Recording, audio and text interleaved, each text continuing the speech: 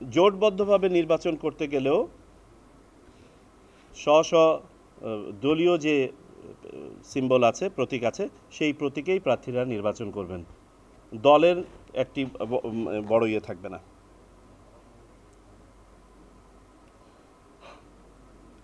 Election agent হিসাবে, নির্বাচনী agent, polling agent না, নির্বাচনী এজেন্ট হিসাবে যাকে নির্বাচন করা হয় তাকেও সংশ্লিষ্ট কনস্টিটিউয়েন্সিরই একজন ভোটার হতে হবে।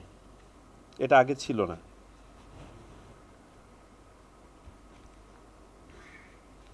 আগে যেমনটা ছিল যে প্রিজাইডিং অফিসার নিজেই আপনার ভোট বন্ধ করা এবং শুরু করার সিদ্ধান্তটা নিতে পারতেন। মাঝখানে একটা ঢোকানো হয়েছিল যে তিনি আইন শৃঙ্খলা রক্ষাকারী বাহিনীকে ডাকবেন, তারা দেখবে, দেখার পরে তারা একটা প্রতিবেদন দিবে, তারা বললে আবার শুরু করবেন বা বন্ধ করবেন। আমরা এটাকে সরিয়ে দিয়েছি, আগের অবস্থায় ফেরত নিয়ে গিয়েছি এটা। অর্থাৎ প্রিজাইডিং অফিসারই সর্বেসর্বা হবেন কেন্দ্রে, তিনি সিদ্ধান্ত নেবেন যে তিনি ভোট কন্টিনিউ করবেন নাকি বন্ধ করবেন। ইভিএম সংক্রান্ত সকল প্রভিশন বিলুপ্ত করা হয়েছে। পোস্টাল ব্যালট অ্যাড করা হয়েছে, আপনারা জানেন, এবং পোস্টাল ব্যালটে 4 ধরনের যে আছেন। সানবিট সব দিবে সামাল। সানবিট ম্যাজিক প্রেস ডিশওয়াশিং এর মাথা ঘোরানো সলিউশন। ভোটার যারা, যেটা আগেও ছিল, তারাই থাকবেন, তারা ভোট দিতে পারবেন।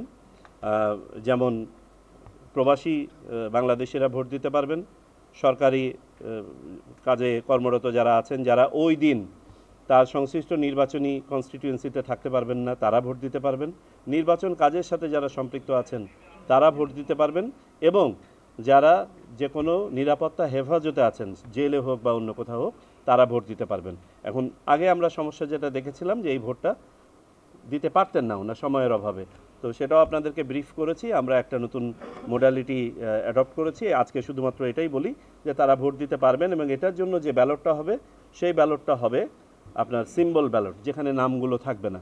এই সিম্বল, যাতে করে আগে থেকে ব্যালট পেপারটা প্রার্থীর কাছে, ভোটারের কাছে চলে যায়, এবং তিনি অপেক্ষা করবেন ওই দিন পর্যন্ত যেদিন প্রার্থীদের তালিকা চূড়ান্ত করা হবে এবং চূড়ান্তভাবে আপনার প্রতীক বরাদ্দ করা হবে, এবং তার ইনস্ট্রাকশনে এটা লেখা থাকবে।